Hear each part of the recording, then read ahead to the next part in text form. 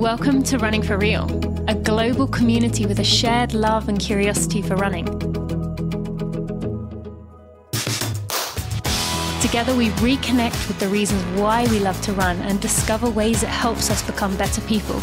Whether it's the quiet moments of a morning run while the rest of the world still sleeps, or befriending the strangers next to you at the start line of a race, we are here to connect with others who see running as the common thread that weaves our lives together. Come join me, Tina Muir, as I talk with people from all walks of life, united by a love of running. Hello, my friends, and welcome to episode 415 of the Running for Real podcast. Thank you for joining me. I'm excited that you are here and also a big fan of my guest today. Now, I'll be honest, I didn't know about him or his work before he came into my life for this podcast. But now I am loving what he does through his work as a composer, as a music artist. His music encourages mindfulness, deep thinking, healing, positive lifestyle habits. And you are going to hear TJ and I really get quite deep today. And there's some things that I said to him that I think he really needed to hear. And I suspect many of you need to hear too. And that could be about where running is in your life right now. Maybe it is not as prominent as you want it to be. Maybe you really want it to be, but it just cannot be. Maybe you're feeling a bit of a lack of love, a bit of a separation from it. And that is okay. All of those things are okay.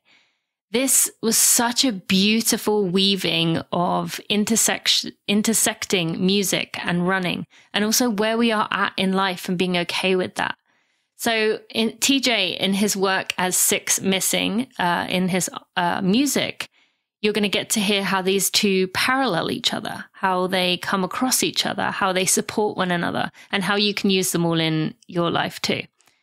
In his work as Six Missing, you will be able to find it on Spotify, so you can go check out his playlists. There are many of them. They are beautiful. I've been loving them since recording this episode. So be sure to go check out on Spotify. Go check out that and take a listen. Let's get to our episode with TJ.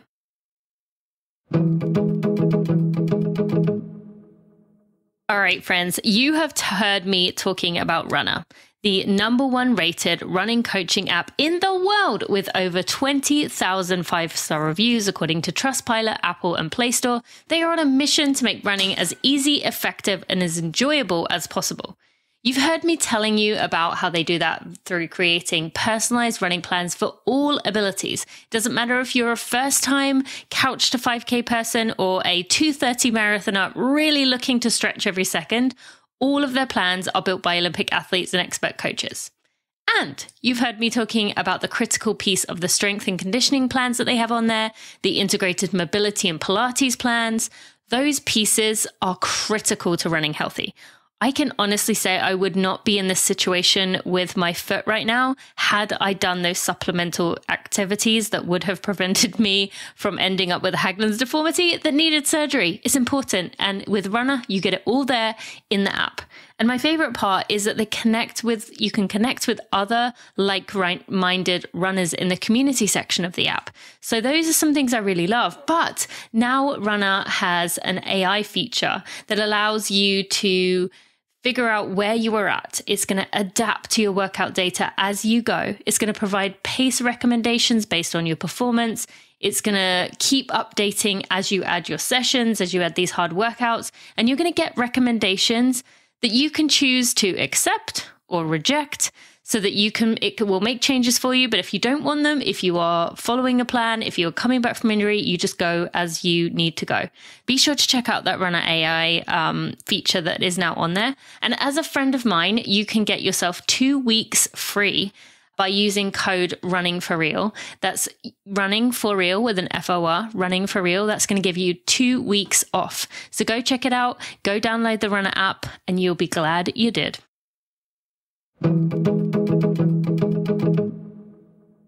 TJ, welcome to the Running for Real podcast. Thank you for joining me. I'm excited you are here.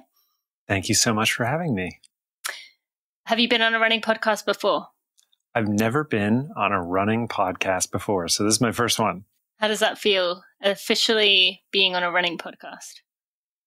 I think I did it. I made it. Now I'm good. Check box, life complete. Yeah. I say that listeners will start to understand this a little more because you have had a very complicated relationship and it's taken you a long time to kind of come to terms with the identity piece of I am a runner. And I feel like coming on a running podcast is a pretty significant milestone in a journey where you are coming to embrace that piece of you, to know that your expertise is being required and listened to by an entire community. So any other thoughts on joining on a running podcast from that piece? I feel like I made it. I'm here. I did it. I love that. This is great. I mean, thank you so much for having me. I deal with that imposter syndrome so much, of being even able to call myself what I envision a runner is. So thank you so much for at least adding some sort of validation to that. And I'm curious, what is, when you do think of a runner in your mind, your father has been a big influence with his running journey. Is it your father that comes to mind or something else? Well, that's a great question right off the bat. I mean, yes, immediately my dad is kind of the image of what I think a runner is. But of course, then I think to, marathoners and elite runners and people that are keeping logs and reading books and kind of getting really obsessed and intense about it. So for me, when I started kind of jogging, and that's really how it began, jogging little spurts interspersed with walking and doing intervals like that with an app on my phone, I was like, I'm not a runner. I'm not a runner. And then these little building blocks kind of got put into place. And all of a sudden I looked back on the past few years and I realized, well, maybe I am a runner. Like I've been consistent. I've logged distance. Things have gotten easier for me that were challenging in the beginning. And I guess maybe my idea of what a runner is and was and what it looks like can change and be different all the time. So yeah, that was kind of the motivating factor for me to kind of sit and write a reflective piece like I did. And in doing so, I was like, I guess maybe I am a runner. You're like, these were the boxes I had, and I check 8 of the 10 of them. Right. Therefore, yeah. And that is, I do want to go into many of the parts of this, of your journey to get to that moment in this episode, because I do think many people relate.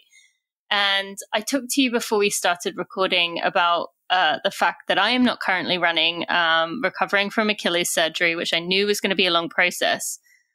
But what I did not tell you was that when I did quit elite running, I launched this business, Running for Real, the same month I quit running.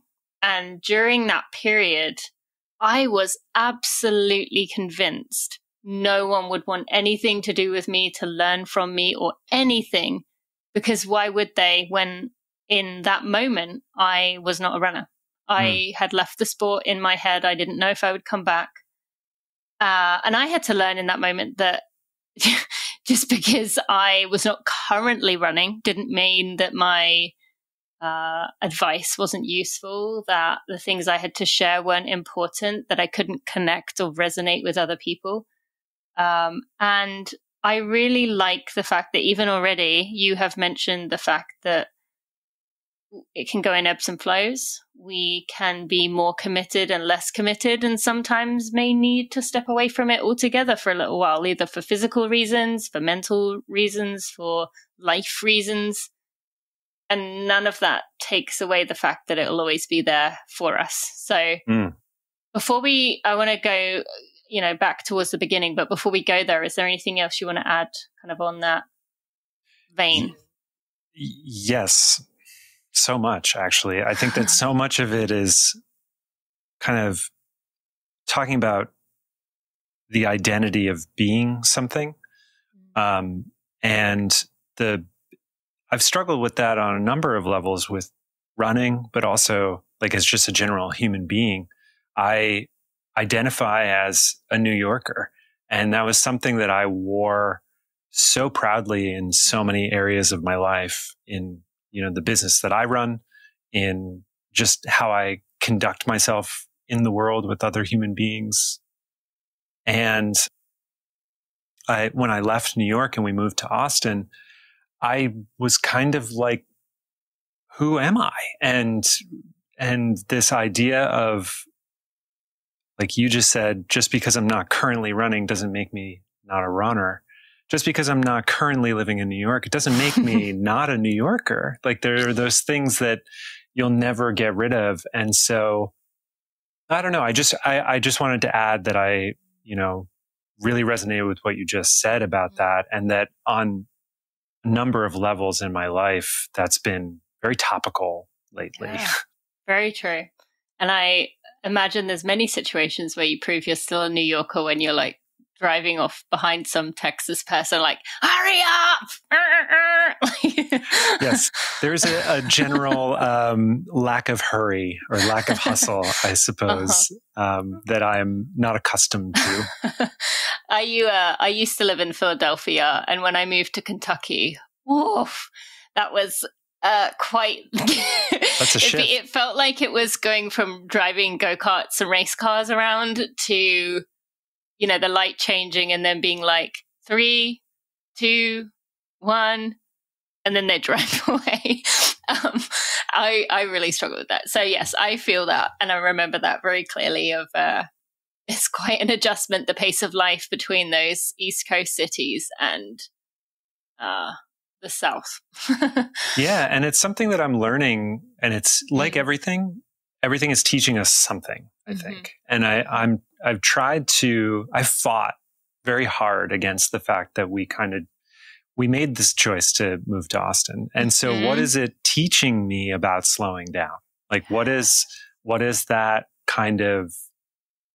benefit of that in my life, and learning how to appreciate that, which my wife does so much more effortlessly than I do. But in the same way, leaving New York, coming to Austin, slowing down, I've encountered a lot of things here that have slowed me down in a lot of other areas, also being running, that the weather and the climate has totally knocked me off my rocker with that. Yeah, no, Austin humidity plus heat is no joke in the summer.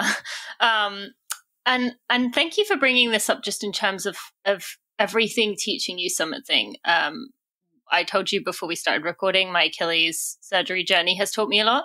But also, I really also resonate with what you were saying with location. It took me probably 3 or 4 years to really get settled and feel settled in where I live now, St. Louis.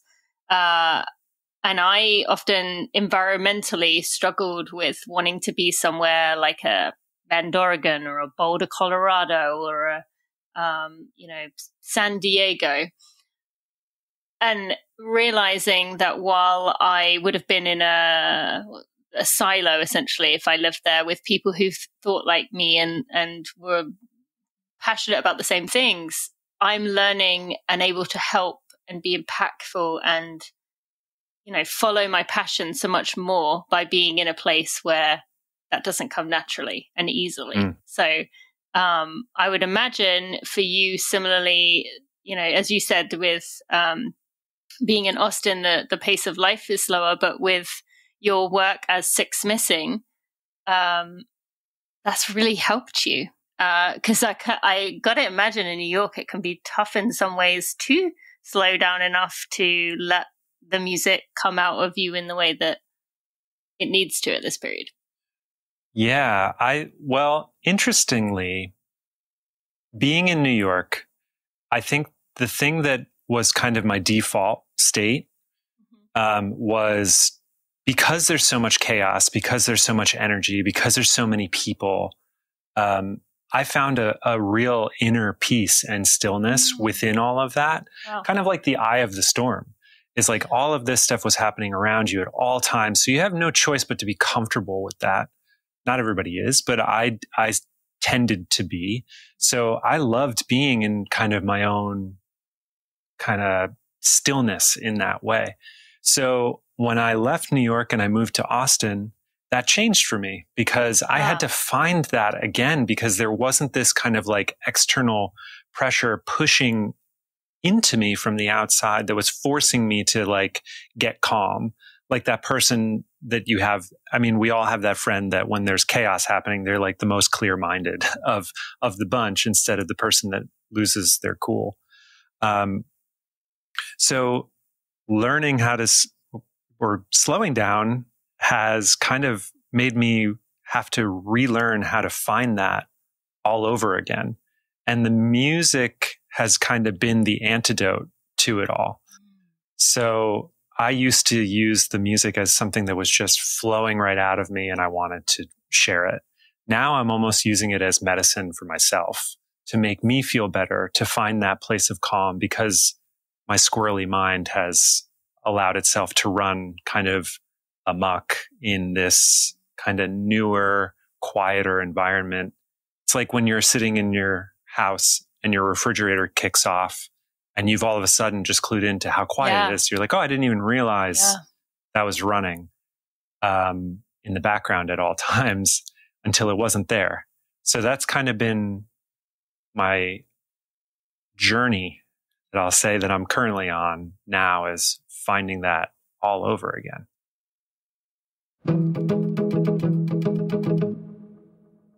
You've heard me talking about Tracksmith for years, 5 years to be exact, because those same items that I was given 5 years ago are still lasting the same, even though they've done hundreds of runs, thousands of miles. And recently they've been handling sweaty bike workouts, especially when I'm on the stationary trainer, as well as even swims. I've done a few swims in my items. The quality, the durability is lasting beautifully. And that is because Tracksmith takes so much pride in what they make. As I've mentioned before, the number one thing you can do environmentally when it comes to your running clothes is to buy high quality items that last. I am a big fan of many of the items that are bestsellers, including the Session Speed shorts. Those are my favorite shorts of all time. I love all the tanks. I really just love every one of them. I wear them almost every day. I'm wearing one of those tanks, as well as the Session short tights. You can go check those out. And I encourage you to use code TINANEW for $15 off your order of $75 or more. That's use code TINANEW, TINANEW at tracksmith.com to get yourself that special offer. Get yourself some quality items, make them last. You will be amazed with the quality, the durability, and they're going to look good too. Go check it out at tracksmith.com.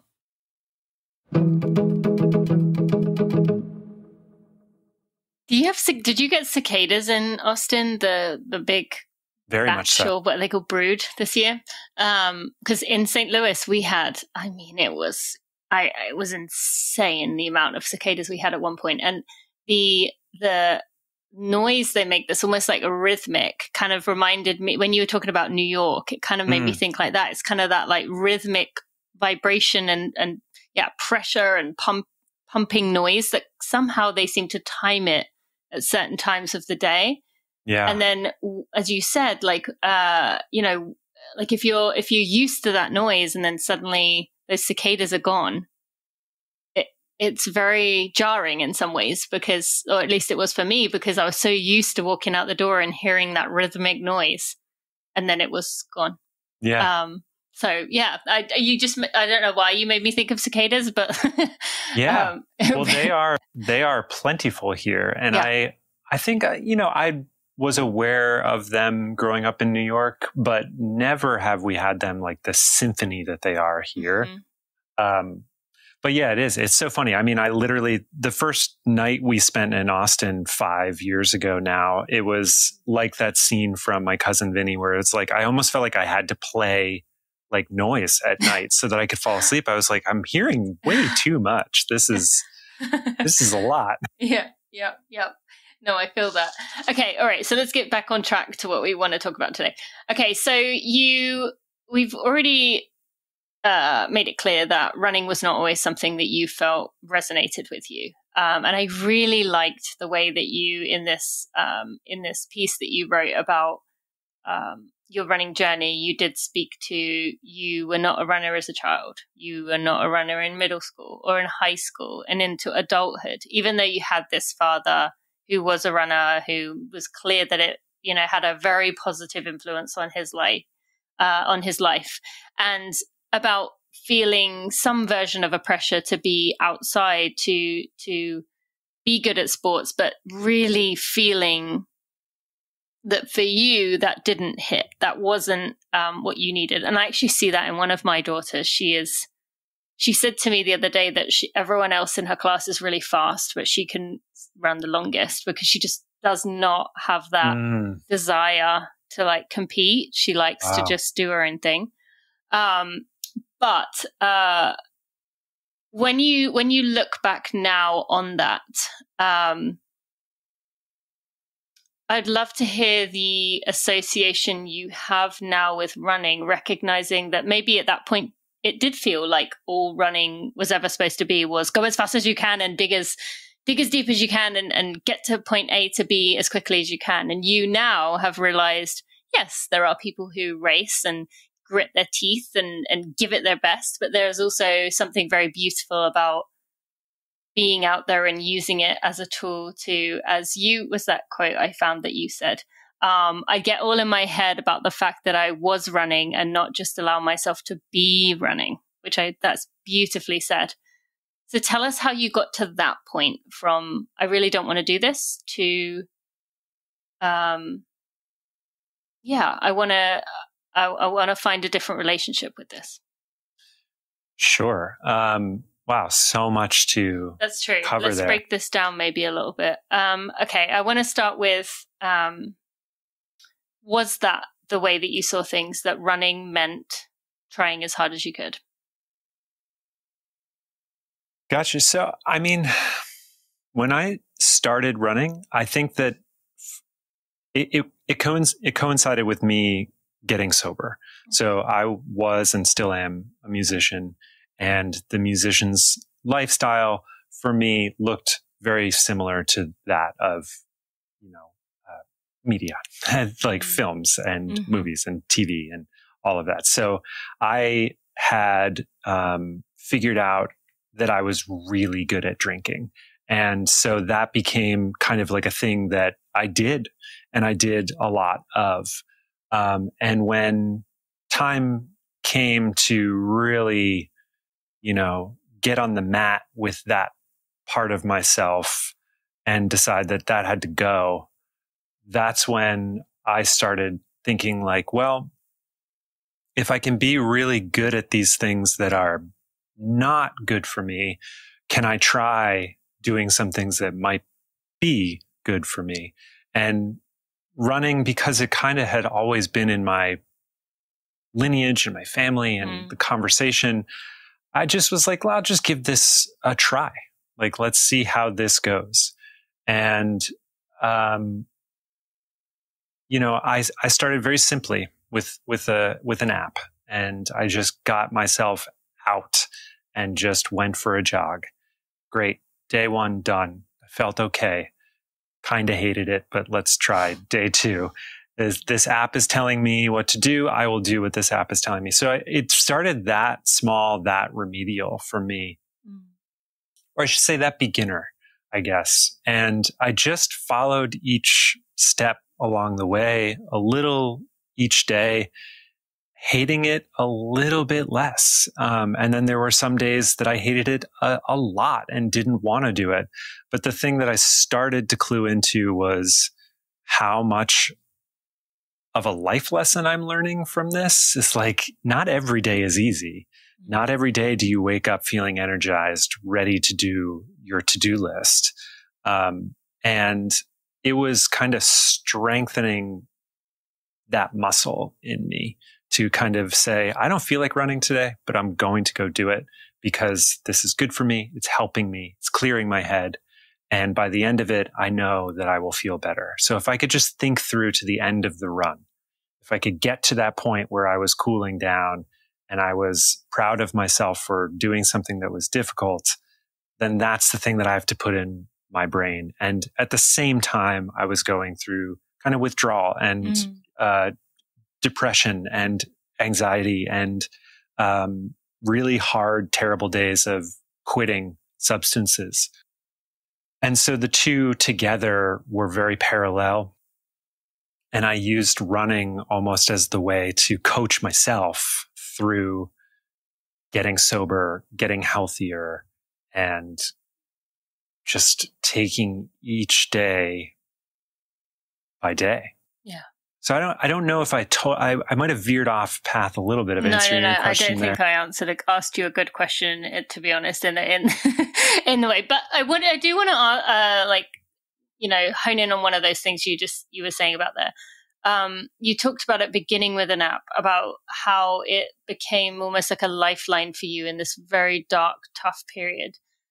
You also said, not in your words, but in this piece I read about, you were not going to give yourself an out, which I think is something a lot of people will resonate with. What did that mean to you?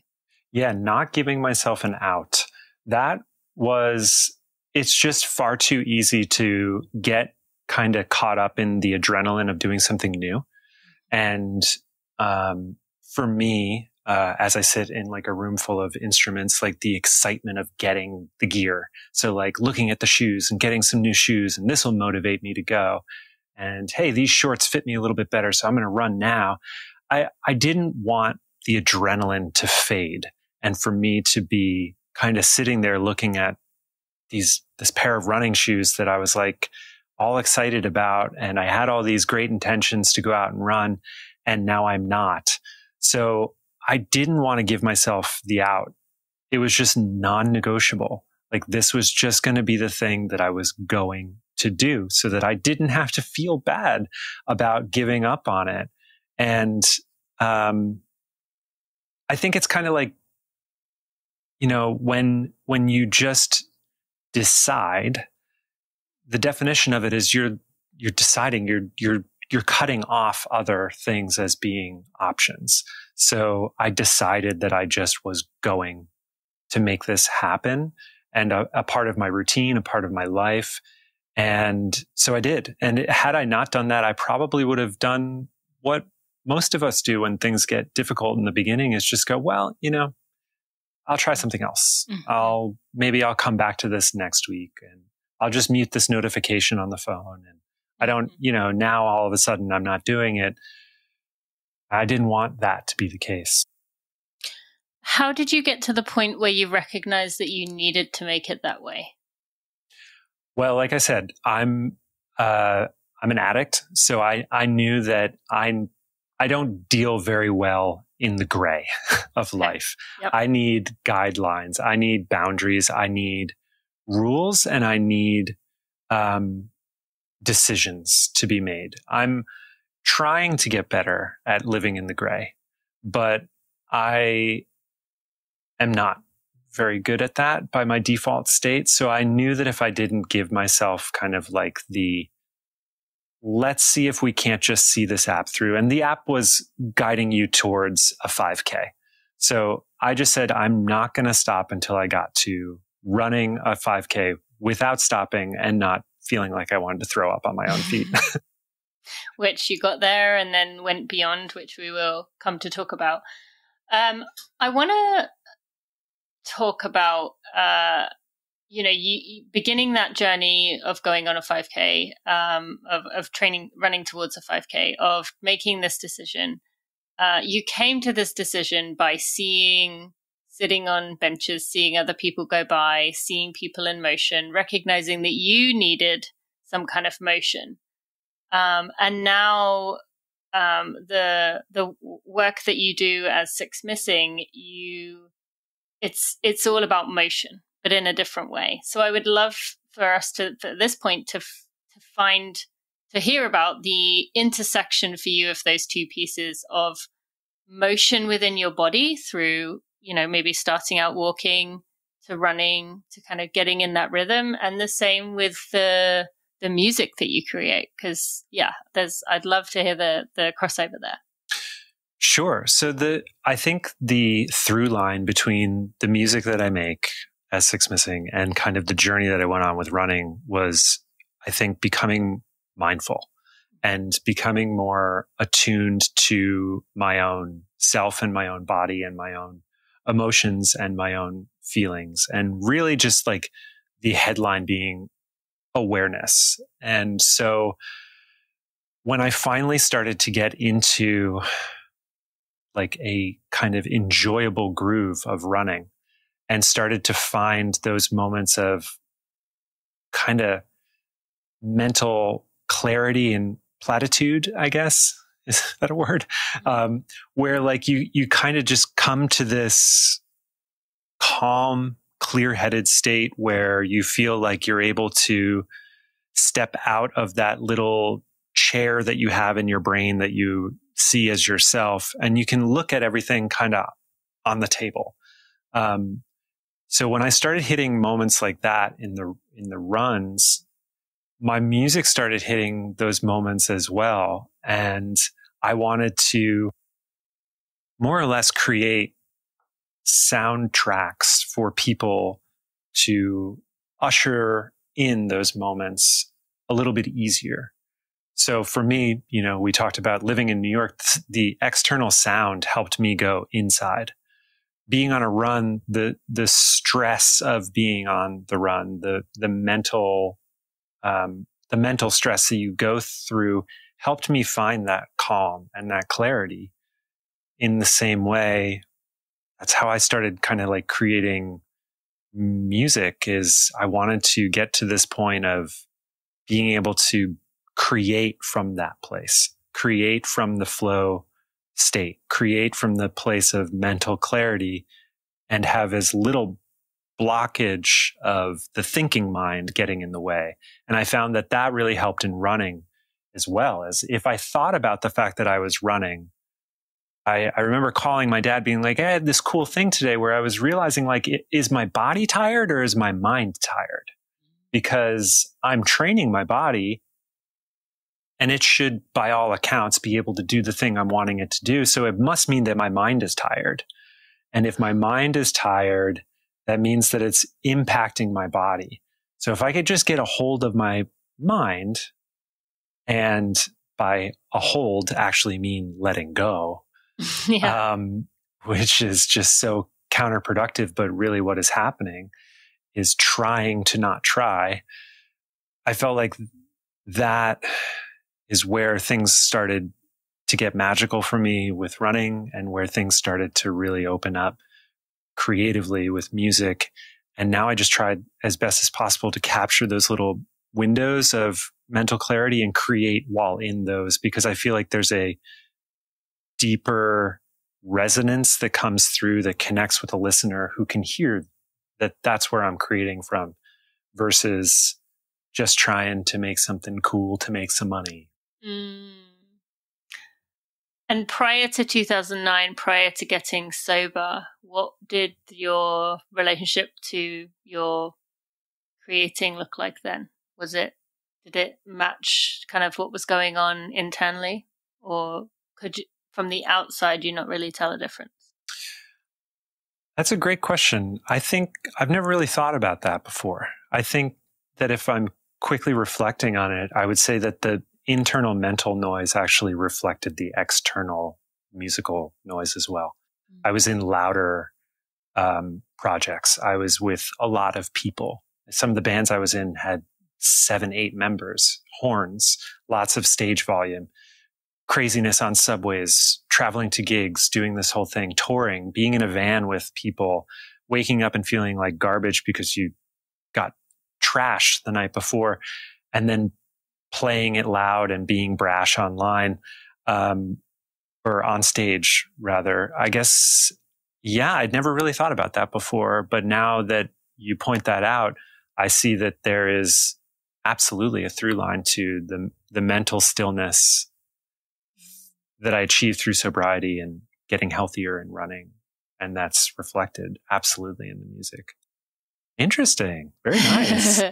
So then there's a second piece to this. So your new project, Gentle Breath, coming out in December. how does that reflect where you're at right now? Yeah, it's funny because just this morning I was kind of working on the video content that we're going to be putting together for this, where I like to always kind of talk about the project from the human side of it, so that ambient music in general is hard to, I think, connect with the artist making it if you don't know the artist. Sure. So I like to share a lot about myself, a lot about my process, so that people can connect with me a little bit more. And in doing so this morning, I was just going through this whole kind of process is, yeah, I'm in a little bit of a funk at the moment. Like, I think a lot of us are, perhaps. And I had this awesome mental clarity, and I was running, and I ran, 2 half marathon lengths by myself without really realizing it, and like effortless mindfulness and all of this. And I can't say that I feel the same way these days. And just because I was that thing then, I struggle with that. And we talked about that at the beginning. And so gentle breath is kind of like a admission of things not being so wonderful right now. But my intent with it is to be listened start to finish. And the journey that it hopefully takes you on is that of kind of like this, I don't want to say like completing the trauma circuit, but almost seeing through really what it is like an anxiety attack, a bout of depression. And that's where I was when it started. And I very journalistically kind of wrote in those moments. And in doing so, you can hear the record starts really kind of uncertain and dark and intense and anxious. And as the record carries on, it lightens up and it ends on a somewhat positive note. And I think that by just acknowledging the deep darkness brought me to the lighter, maybe more spacious mind. And that's kind of like where I was and am currently with my running relationship. Is I ran almost every single day when I lived in New York. And when I moved to Austin, I blamed so much of it on Austin, but it's not Austin's fault. I struggle a lot to get myself out, even 3 days a week. And, instead of just ignoring that, I had to like call that out and say like, okay, this is just the chapter that we're in right now. Then doesn't mean that you'll never run again. Doesn't mean that you can't get that back. And perhaps it means that my relationship with it, when I do kind of come back around to it, is going to be that of greater respect, greater gratitude, and perspective. So if you don't mind me asking or curiously wondering, could it be that the next stage, the next chapter is about, not recreating New York, because Austin is not New York, but a community piece of maybe it's an accountability of showing up. One thing Austin has is a lot of running groups. And maybe it is that this next chapter, this next portion of your running journey, especially when running began, with someone else involved being your dad, maybe this period is going to be with other people. Have you considered that? That is very insightful. And my father very recently started floating that idea in a very, I'll say, gentle way. Just the last few times. Breath. Yes. The last few times. So to give like a shameless plug for a running club here. Our friends, we have a couple of friends that started a coffee truck, and it started very grassroots. Two brothers. It's called Desnudo Coffee. They're wonderful. They started together just in this tiny little trailer that they built, and they grew the trailer into now a commercially packaged out trailer. They have lines around the food truck park every day. They went from being open 6 days a week to being open 7 days a week to opening a second location. Wow. They did this grassroots, one step at a time type of thing. And in doing so, they are building community as well. And one of their things is a running club. And it started with, I don't know the number, but under 20 people. And they now have close to a couple hundred that show up weekly. And it's been this thing where I've seen it happen from social media, and I'm like, wow, I could have been there at the beginning and been there, but I didn't feel ready. And like, I didn't feel like I could have even done the run with the group. And that sort of, lack of confidence kept me from doing it. And I got in my head about it saying like, well, I should get back out running more consistently on my own. I should do it again on my own until I can get to the point of running comfortably, and then I can be around people. And when my dad started bringing it up, and then you now just again, I realized it's a mental trap. Yeah. You'll never feel ready to do it. You just have to dive in, have to do it. So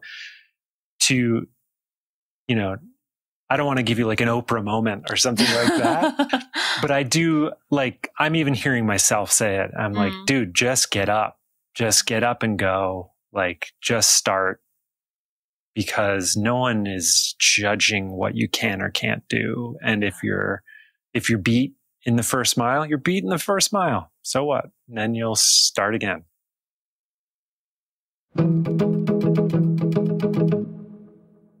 We can train all we want to train. We could get the perfect build up. We could do all the training we want to do. But if we don't get our fuel and hydration set, we can't achieve any of it. Now, I learned this the hard way. Now I look back on my elite racing career in the marathon and know that I left so much on the table by not fueling and hydrating myself properly.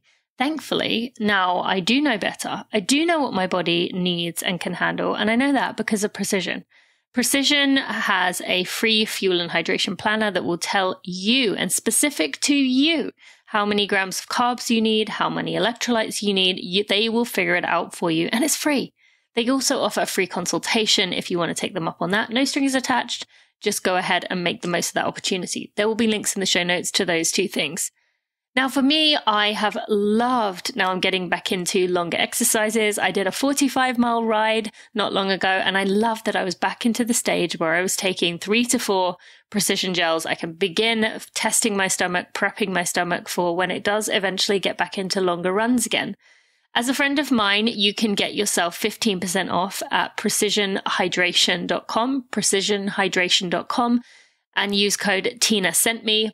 My favorites are the PF30 gel, the Chews in mint and lemon, and I use the 1000 milligram strength of the electrolyte tabs. You will find what works best for you, and be sure to go check that out. Links in the show notes, but go to precisionhydration.com and use code Tina Sent Me for 15% off.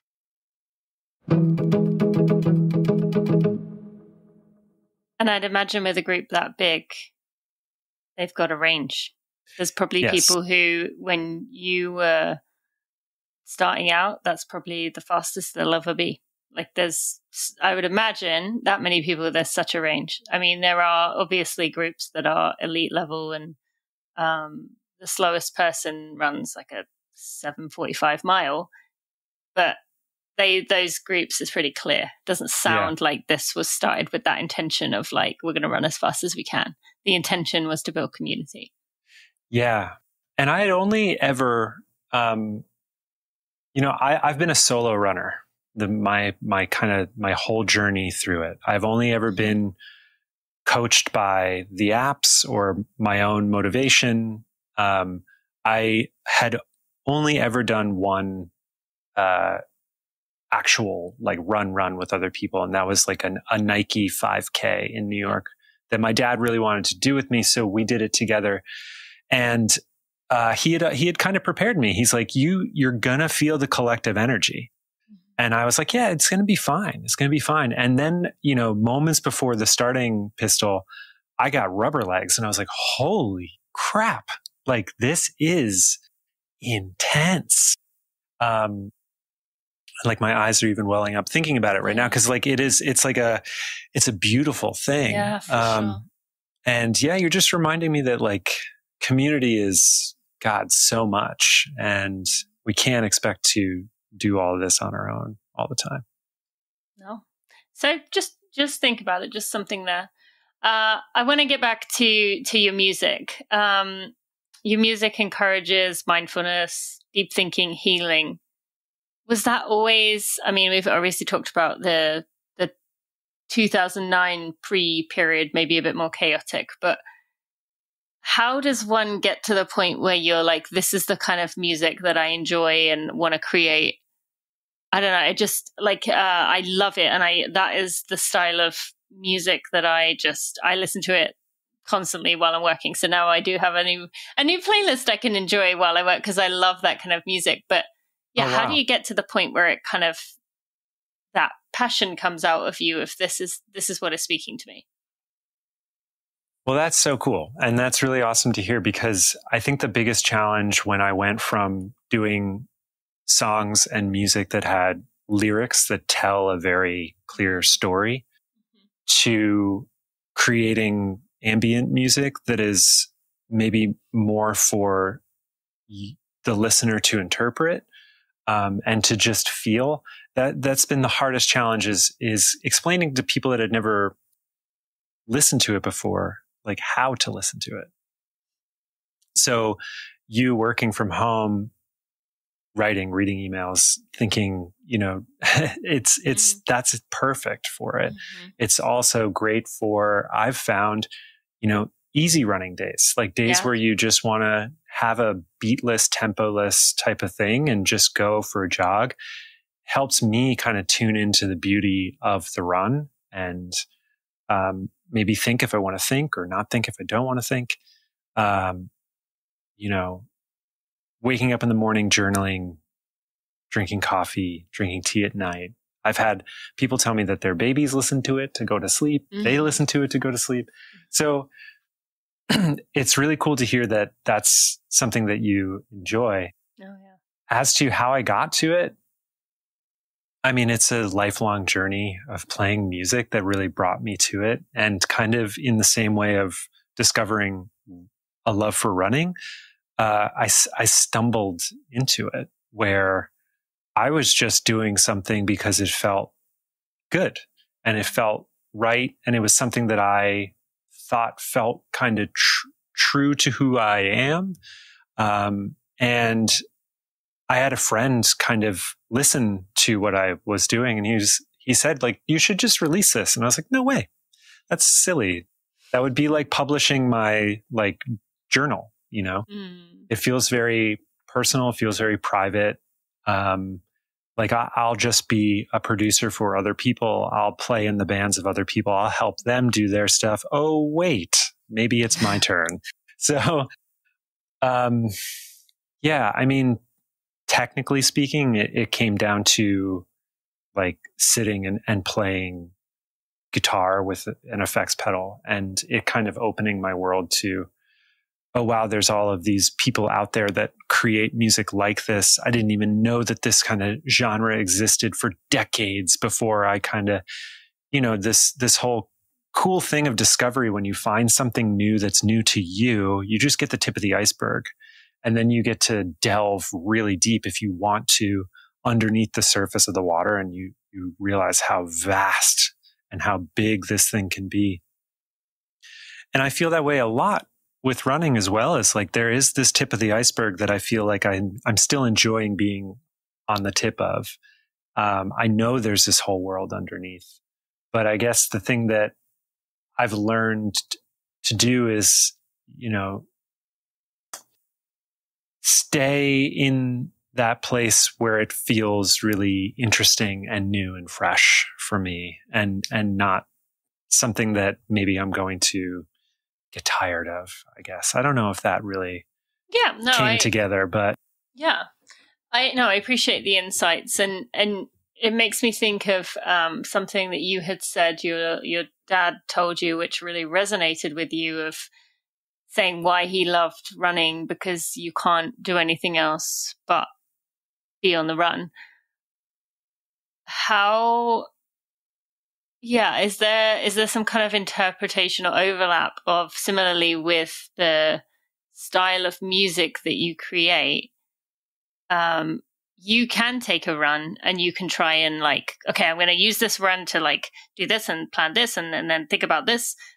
Or, as you said, you could be on a run. You could choose to take this music, as I said, and use it as like I'm going to use it to help me do this, to organize, to get on with, to do my work. But I could also use it, as you said, to sit and interpret what the sounds, what the pieces of it mean to me in where I am at emotionally and mentally right now. So yeah, I'd love to talk through that for a minute. Absolutely. And yeah, when my dad said that in such a casual way, I was like, he didn't even clock what he said to me. I was just, I was like, there was so much weight and gravity to that for me. For him, it was just a thing that you just do. You can't be anywhere else but on the run while you're on the run. And I was like, Dad, that's mindfulness. That's meditation. That's the whole idea of being here now. Like, holy shit, are you like way more enlightened than I ever knew? And so I think that if you go on a run and you use it as a time to do the checklist, fine. Like you will finish the run feeling maybe not as refreshed because you weren't as present with it. And this is just my experience. If I go with a busy mind and I'm using it to kind of organize and untease everything and come back at the end of it, I'm not really relaxed. I'm like, okay, great. Now it's time to do all of this stuff. If I go and I drop everything and I allow myself to just be on the run, when I get home, I feel more refreshed. It's kind of like going on a vacation, but still reading your emails. You are technically on vacation, but you're mentally not there. You're not off. And so with the music, I say to everybody, use it any way you like. But I think the way that you get the most from it is when you're present with it. And I think that is the parallel line there, is like how it's used changes how you feel. And so for me, I'm big into meditation. I used to do flotation therapy as well. And I found that each float was like each run. It was different because I was different every time. And so if I went into a float with a very busy mind and a very squirrely head, I would come out feeling a little, electric in that way, a little frazzled, versus surrendering to the moment. I would come out feeling a bit more capable, a bit more feeling like I was more enabled to take on the day. And it's the same thing with running. And I know I'm not so elegantly like making this I think you are. Leap between the two, but when I go on a run and the run is hard, if I just say like, okay, it's hard, it's just going to be a hard one today, I can sink into it a little bit easier and just stop fighting what isn't and just accept what is. And so for me, that whole idea of just what is mindfulness, meditation, where my music is drawn its inspiration from, and where I think exercise, especially running, comes from, just accepting what is. Yeah. I think you did make it clear that it's also, you can kind of use it as you like, for both of those, for using meditation music in running or in life. You can use it to heighten your experience of getting things, that you are part of life that need to get done to help you.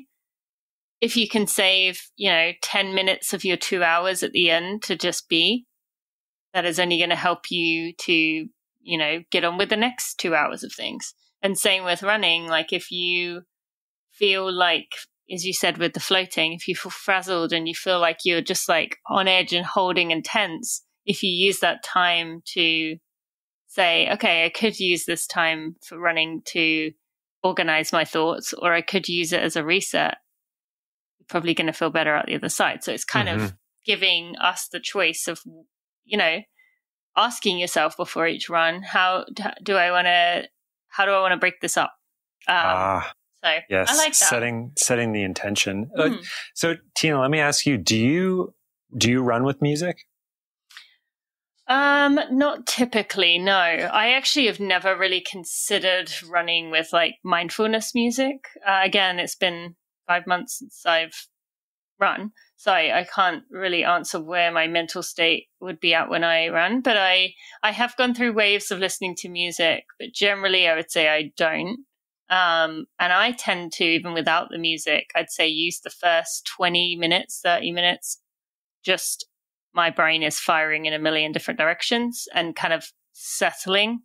And then I feel the last or the second half or the rest of the run ends up being where maybe ideas flow or I can kind of settle into it and relax. So I find when I have the music, but again, granted, I'm not doing mindfulness music. When I find it's like when I have words and upbeat music, which is what I tend to listen to, it doesn't give me that settling, as you said, the reset.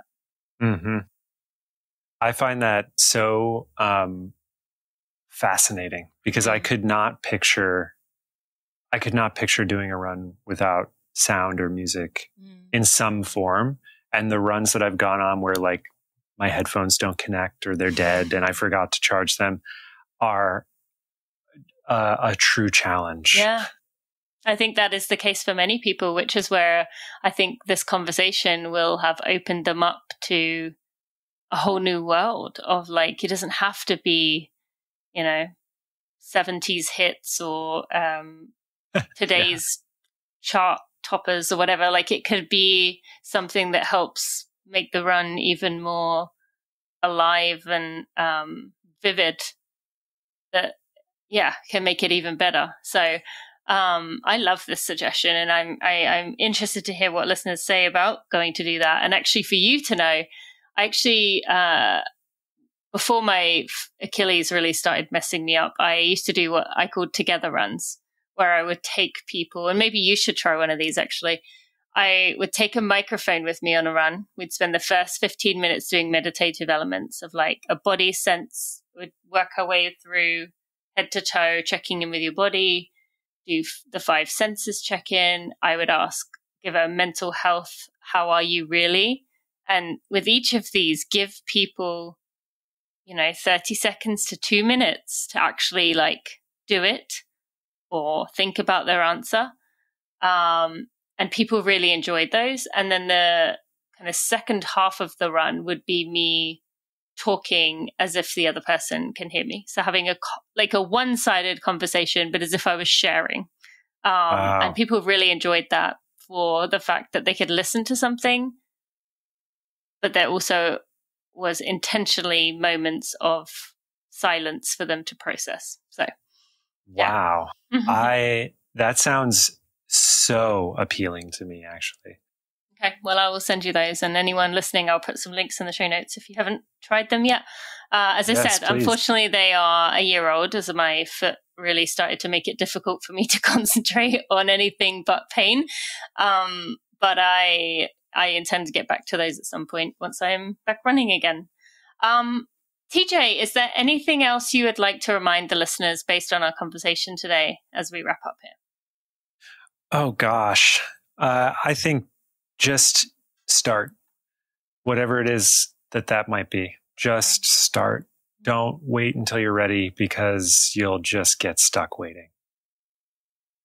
That's Did TJ hear that? Yes. Yes. I know you were telling the listeners, but I think that was also for you. So Always, yeah. As long as TJ took that in as well. Thank you so much for this conversation today. I have really enjoyed it. And I look forward to taking a full and what would be the right word? Like a listen to the playlist without any other distractions going on to truly take it in. That's what I'm looking forward to. So thank you for joining me. I will put links in the show notes to go take a listen for listeners. Anything else you want to share about where people can find you? You can find me on my website, sixmissing.com. I'm on Instagram and generally like to say hi to people. So feel free to reach out. Okay, amazing. Thank you so much. Thank you, Tina. Before we go any further, I just want to give a quick shout out to the Running for Real team. Without them, I would not be able to do barely anything compared to what I'm able to do today. They are behind the scenes. They are there for me. I am just so appreciative of them. To Jeremy Nessel, our podcast editor, audio consultant, and someone who's been with me since the start. To Sally Pontarelli, our content and operations manager, who is there day to day doing all the things to help me be successful. To Kelsey Wang, our head of design, and Louise Murphy, our associate designer. And finally, to Sandy Gutierrez, our photographer and content strategist. I am appreciative of all of you and wouldn't be able to do what I do without you. I really love that conversation with TJ, and I hope if you heard pieces of that resonated with you, that spoke to you, you do what he said. You take a step, some step, not tomorrow, but today. And I hope that you also see that just if you aren't running right now, or it's less of a priority, or you feel a bit detached from it, that is okay too, wherever you are at. Now you can find links to TJ's music, to his social media, to all the things we talked about today, including that article I kept referring to in the show notes by going to runningforreal.com/episode 415. You can also find links to our sponsors in there, who are Runna, Tracksmith, and Precision. Go get those special offers by going to runningforreal.com/episode 415. And I will see you next week.